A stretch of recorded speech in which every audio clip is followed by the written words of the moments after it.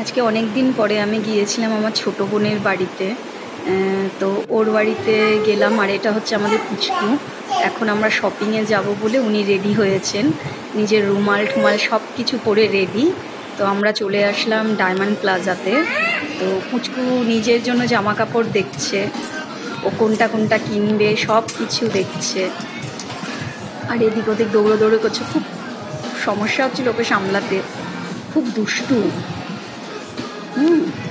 দেখো কি দেখবে, দেখো বুমবুমকে দেখাবো এই ভিডিওটা। একটুখানি ভাবছিলাম দেখি কিছু, ওকে ধরতে ধরতে আমার আর সেইভাবে দেখা হয়ে ওঠেনি।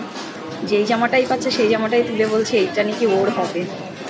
ফাইনালে আমি একটু সুযোগ পেলাম নিজের জন্য কিছু দেখার, তাও ভালো করে দেখতে পাচ্ছিলাম না, কারণ ওখানে ভিডিও করা নট অ্যালাউ বলছিল, জানি না কেন, কারণ এইসব জায়গা তো সবাই ভিডিও করে।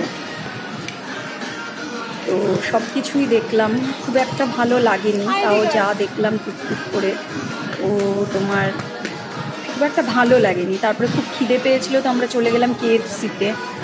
KFC-তে আমরা অর্ডার করেছিলাম একটা ফ্রেঞ্চ ফ্রাই, একটা কোল্ড ড্রিঙ্কস, একটা চারটে চিকেন মুরগি আর চারটে চিকেন লেগ পিস ফ্রাই। তো এই নিয়েছিলাম আমরা। আর বলতে কি ও টিস্যু দিয়েছি তো আমার মনে হলো, কারণ ওইটুকুনিতেই বিল হয়েছিল অলমোস্ট 800 রুপিস, যেটা আমার প্রথম ইয়ে করেছিল। কোল্ড ড্রিঙ্কসের পাশে রয়েছে ক্রাশার, ক্রাশারটা আমার খুব পছন্দের, তো তাই আমরা অর্ডার করেছিলাম।